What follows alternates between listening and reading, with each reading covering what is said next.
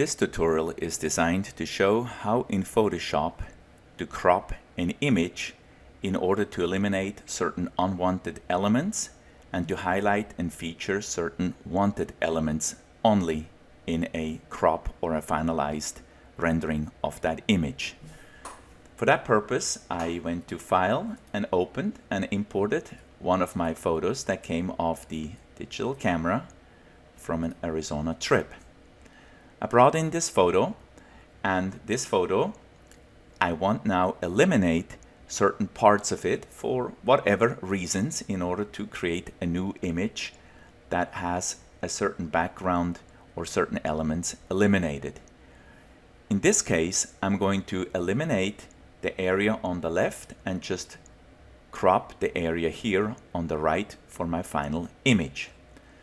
This can be done in different ways, but the main way to do this is to use the cropping tool right here located on the left hand side. By selecting this tool, I'm receiving a dotted frame around the image that I can now drag and change to any type of selection on this particular photo. So I'm framing this fairly tight here in order to eliminate some background on the left and also some background here on the bottom. Now I've made that selection, and I can either hit the Enter key on my keyboard, or I can also select the check mark that appears whenever a change is being made on an image in Photoshop, right up here on the right, where Photoshop wants me to acknowledge that I commit to this particular change. I click, and now I have a new image with just the particular content that I wanted.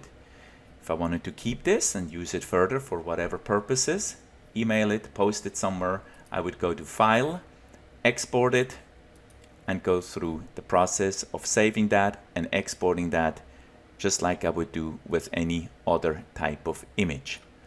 And I could name this now Crop Wigwam or whatever I'd like to name this, and this becomes now my next separate image. So I still have the original image, and now I have a second image with just cropped content.